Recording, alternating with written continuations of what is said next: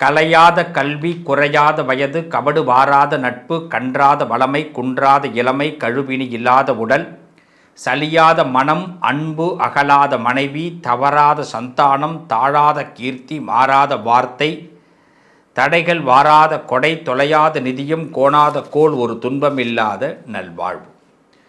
துய்யனின் பாதத்தில் அன்பு உதவி பெரிய தொண்டரோடு கூட்டு கண்டாய், அலையாழி அரிதுயிலும் ஆயனது தங்கையே, ஆதி கடவுரின் வாழ்வே, அமுதீசர் ஒரு பாகம் அகலாத சுகபாணி, அருள்வாமி அபிராமி தாயே. என் உறவுகளே, உங்களோடு நான் பேசுவதில் பெரும் மகிழ்ச்சி. ஏன் இந்த பிறவி? ஒரு மனுஷனுக்கு வலி இருக்கும் பொழுது தான் மனசு ரொம்ப வலிமை பெறும். எல்லாருக்கும் பெயின் உண்டு. ஒவ்வொருத்தவங்களுக்கு ஒவ்வொரு விதமான பெயின். ஒருத்தவங்களுக்கு குடும்பத்தால் பெயின், ஒருத்தவங்களுக்கு தொழிலால் பெயின், இன்னொருத்தவங்களுக்கு நம்ம பேசுகிற வார்த்தையினால் பெயின். நம்ம சில பேருக்கு அவங்கவுங்களுக்கு பெயினாக இருப்போம். ஏன்னா பிரச்சனை எங்கேருந்து வெளியிலேருந்து ஆரம்பிக்கிறதுங்கிறத விட நம்ம நிறைய பேருக்கு சான்ஸ் கொடுக்குறோம். கொடுக்கும்போது என்ன பண்ணுறோம் அப்படின்னா, அது எதை பற்றியுமே யோசிக்க மாட்டேங்கிறோம்.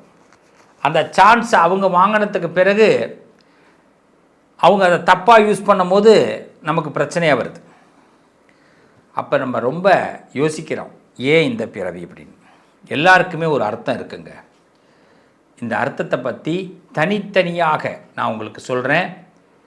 இதோடைய முடிவில் இந்த பிறவி எடுத்திருக்கிறோம், இது எதையும் தாங்கும் இதயம் அப்படிங்கிறதையும், உங்களுடைய பெயினுக்கு மருந்தையும் நான் சொல்கிறேன். வாங்க பார்க்கலாம். கண்ணபிரான் மண்ணையும் திம்பான். கண்ணனை பார்த்துறீங்களா? கிருஷ்ண ஜெயந்தி பார்த்தீங்கன்னா தெரியும். மனதை திருடக்கூடியவன் கண்ணன். மிதுனமும் கண்ணனும் சமம்தான். எப்படியோ அடம்பிடித்து ஒரு விஷயத்தை அழகாக தனக்கு சாதகமாக மாற்றக்கூடிய வலிமை மிதுனத்திற்கு உண்டு. அடம்பிடிப்பதில் கூட ஒரு அழகு உண்டு. அதான் மிதுனம். இப்படிப்பட்ட மிதுனம் ஏன் இந்த பிறவி? பேச முடியாத பல மனங்களுக்கு பேச்சாக இருக்க வேண்டும் என்று ஆண்டவன் விதித்திருக்கிறான். ஆண்டவன் எழுதியிருக்கிறான். அதான் மிதுனம். மிதுனம் போல பேச முடியாது. பேச்சுத்திறமை கொண்டவர்கள். ஒரு மனுஷன் கீழே உழுறான் அப்படின்னா அவனை தாங்கி பிடிக்கக்கூடியவர்கள் மிதுன ராசிக்காரர்கள். அப்படிப்பட்டவர்களுக்கு கல் நெஞ்சம் இருக்காது. கல் நெஞ்சம் இல்லாதவர்கள் மிதுன ராசிக்காரர்கள். அதுக்கு தான் பிறவி. பல பேருக்கு பேச்சாக, அரணாக, தூணாக இருக்கக்கூடியவர். இன்னும் சொல்லப்போனால் மிதுன ராசிக்காரர்கள் சிரிக்கிறீங்கன்னு வச்சிங்களேன், எல்லாருக்கும் முன்னாடி சிரிப்பீங்க. ஆனால் உங்கள் மனசில் பல காயங்கள் மறைந்திருக்கிறதுங்கிறது தான் உண்மையான விஷயம். பல காயங்கள். அவங்க பண்ண துரோகம், இன்னொருத்தவங்க பண்ண துரோகம், நம்பிக்கை இல்லாத சூழ்நிலைகள், அவங்க வருத்தப்பட வச்ச வார்த்தைகள், எதுவுமே உங்கள் மனசில் வரவே வராது. நினைவுகளுக்கு கூட வராது. அதெல்லாம் மறைஞ்சி புதஞ்சி இருக்கும். அந்த இடத்துல கூட உங்களுக்கு உங்கள் உள் மனசு பார்த்திங்கன்னா பல பேருக்கு உங்களுக்கு பல காயங்களை உள்ள மறைச்சி வச்சுருப்பீங்க. அது உங்களுக்கு வெளியில் சிரிப்பாக இருக்கும். அப்போ யாரையும் காயப்படுத்த மாட்டீங்க. உங்கள் சிரிப்புக்குள் பல காயங்கள் மறைந்திருக்கும். இன்னும் தெளிவாக சொல்லப்போனால் மிதுன ராசிக்காரர்கள் இந்த உலகத்திற்கு புதிய எண்ணங்களை தருவதற்காக பிறந்தவர்கள். எழுதக்கூடியவர்கள், கவிதை எழுதக்கூடியவர்கள், கதை எழுதக்கூடியவர்கள், அரசியல் வல்லுநர்கள், நீதி அரசர்கள், பல பேரோட தீர்ப்புகளை எழுதக்கூடியவர்கள், வல்லமை படைத்தவர்கள். இந்த மிதுன ராசிக்காரர்கள் உலகத்திற்கு புதிய எண்ணங்களை கொடுப்பார்கள். இன்னைக்கு ஏஐலாம் வருது இல்லை, மிதுனமே ஏஐ தான். உருவாக்க முடியும். அதான் மிதுனம். இன்னும் சொல்லப்போனால் யாரும் கவனிக்காத விஷயத்தை கூட நீங்கள் புரிந்து கொள்ளக்கூடியவர். ஒரு வீடோ ஆஃபீஸோ தெரிஞ்சு அதில் யாரோ ஒருத்தன் கவனிச்சிருக்க மாட்டான். இதெல்லாம் உடுப்பா பார்த்துட்டு வரலாம், இதுக்கே இவ்வளோ தூரம் இல்லை சார், இதை கொஞ்சம் சரியாக நம்ம பண்ணால் நமக்கு லாபம் வரும் சார். சார் இதையே நம்ம இப்படி பண்ணால் நமக்கு நல்ல முன்னேற்றம் வரும் சார். இப்படி சொல்லக்கூடியவர்கள், இதுதான் மிதுனத்துடைய பிறவி பலன். இன்னும் ஒரு அழகான செய்தியை உங்கள்கிட்ட பதிவு பண்ணுறேன். ஒரு மனிதனுடைய அறிவு, அதுவும் இந்த மிதுன ராசிக்காரர்களுடைய அறிவு உங்களுக்கு ஒரு உண்மையான செல்வம். ஏன்னா புதன் அங்கே ஆட்சிநாதன். உங்கள் ராசிக்கு 10வது வீடு குருவுடைய வீடு. இந்த ஆட்சிநாதன் அங்கே நீசம் பெற்றாலும் பெரியவங்க பேச்சை இனிமையாக கேட்கக்கூடியவர்கள். நீங்கள் சொல்லுங்கள், ஒரு சான்ஸ் நீங்கள் பேசிட்டீங்க, நான் கேட்குறேன், எனக்கு கோபம்தான் வருது, ஆனால் பரவாயில்ல நீங்கள் பேசுங்க, அப்படி சொல்லக்கூடியவர்கள். அதுவும் வாயால் கூட சொல்ல மாட்டோம், மனசுக்குள்ளே இருக்கும், வெளியில் வராது. அப்படி ஒரு உண்மையான செல்வம் தான் அறிவு. அறிவு இருக்கிறவர்களால் மட்டும்தான் கோபம் இல்லாமல் இருக்க முடியும். உண்மையான செல்வம் அது உங்களுக்கு கிடச்சிருக்கு. பல மனிதர்கள் உடைந்த நிலையிலும், பல பேர் ஒரு விஷயத்தை உங்களை உடைச்சிட்டாலும் உங்களுக்கு மட்டும் புதிய கனவுகள் காணக்கூடிய வல்லமை ஏற்படும். புரியுதுங்களா? ஒரு விஷயம் டோட்டலி பிளாக் ஆனால் கூட ஒரு புதிய கனவு காணக்கூடிய வாய்ப்பு மிதுனத்திற்கு உண்டாகும். அப்போ மிதுன ராசிக்காரர்கள் ஒரு பவர்ஃபுல்லான ஒரு ராசி. இதெல்லாம் நம்ம தெரிஞ்சுக்கிறோம். தெரிஞ்சுக்கிட்டு இனிமேல் நம்ம உடஞ்சி போயிட்டோம் அப்படின்னா உடனே டவுன் ஆகிட்டோம்னு நினச்சிடாதீங்க.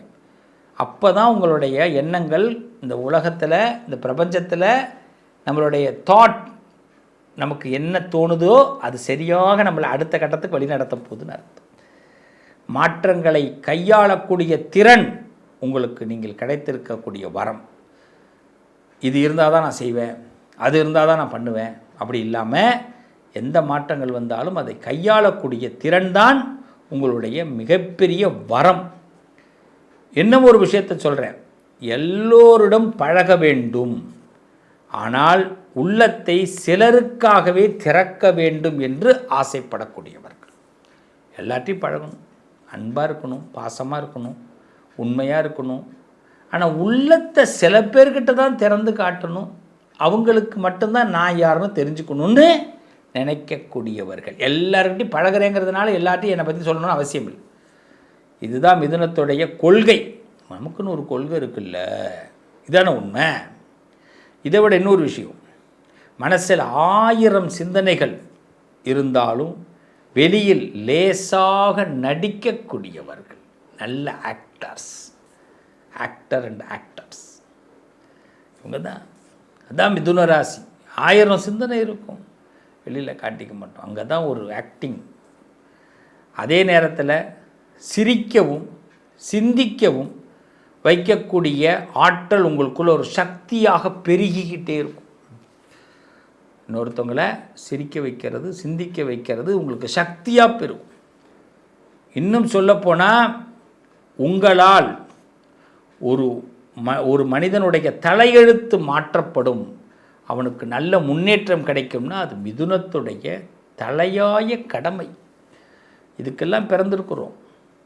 அப்போ இப்படிப்பட்ட அற்புதமான பிறவியை கண்டு வருந்தலாமா? இனிமேல் பிறவியை பற்றி யோசிக்கும்போது இது ஒரு சிறப்பான பிறவின்னு நினச்சி பாருங்க. என்ன உறவுகளே, இந்த பிறவி பலன் தெரிஞ்சுக்கிட்டீங்களா? இந்த பிரபஞ்சம் ஏதோ ஒன்றை உங்களோடு உணர்த்துவதற்கும் உங்களோடு கொண்டு வருவதற்கும் முயற்சி செய்கிறது. என்னுடைய வடிவத்திலே இந்த உலகம் உங்களுக்கு ஒரு விஷயத்தை காட்டுகிறது. பிரபஞ்சம் ஒரு பெரிய கனெக்ஷன். கவலைப்படாதீங்க. எவ்வளவு பிரச்சனைகள் இருந்தாலும் இந்த பிறவியில் பின்வாங்கக்கூடாது. முன்வைத்த காலை ஞாபகம் வச்சுக்கோங்க. முதல் விஷயம், நீங்கள் எந்த ராசியாக இருந்தாலும் பரவாயில்ல, முன்வைத்த காலை பின்வாங்கக்கூடாது. வச்சிட்டோம், அடுத்த கட்டத்தை ஆண்டவன் பார்த்துப்பான். பல நேரங்களில் நமக்கு ஏற்படுற பெயின் நம்மளை வலிமையாக்குதுங்கிறத மட்டும் நம்புங்க. நீங்கள் நினச்சி பாருங்கள், வாழ்க்கையில் ஒரு 4 வருஷத்துக்கு முன்னாடி ஒரு விஷயம் நடந்திருக்கும். அதை நினச்சி பாருங்கள். அது மட்டும் நடக்கலைன்னா இன்றைக்கி நாம் இந்த நிலைமையில் நல்லா இருக்க மாட்டோம். ஆனால் 4 வருஷத்துக்கு முன்னாடி என்ன நடந்தது? ரொம்ப கஷ்டப்பட்டிருப்போம், எதையோ இழந்திருப்போம், யாரையோ இழந்திருப்போம், ரொம்ப சிரமப்பட்டிருப்போம். அதுதான் இன்றைக்கி நம்மளுடைய பலம். அதில் கற்றுக்கிட்ட பாடம் தான் இன்றைக்கி நம்ம அடுத்த கட்டத்துக்கு நகர்ந்திருக்கிறோம். இதை இந்த பிரபஞ்சம் உணர்த்துகிறது. கடவுள் போடக்கூடிய, ஆண்டவன் போடக்கூடிய நாடகதாரி ஆண்டவன், அவன் நடிக்க வைக்கிறான், நம்மெல்லாம் நடிச்சுக்கிட்டு இருக்கிறோம். டைரக்ஷன் ஒன்லி கடவுள். அவன் இயக்குகிறான், நாம் இயங்குகிறோம். இதுக்கு இடையில் நாம் அவசரப்படுறோம். என்ன அவசரப்படுறோம்? நான் இன்றைக்கி நினைக்கிறது நடக்கலை, மற்றவன்லாம் நல்லா இருக்கிறான், நான் நல்லா இல்லை, எல்லாரும் சொல்கிற வார்த்தை. ஆனால் மற்றவன்லாம் நல்லா இருக்கிறதுக்கு எவ்வளோ கஷ்டப்பட்டான்றதை நம்ம கொஞ்சம் யோசிக்கணும். இன்றைக்கி நம்ம கஷ்டப்பட்டுக்கிட்டு இருக்கிறோம், நாளைக்கு நல்லா இருக்க போகிறோங்கிறத யோசிக்கணும்.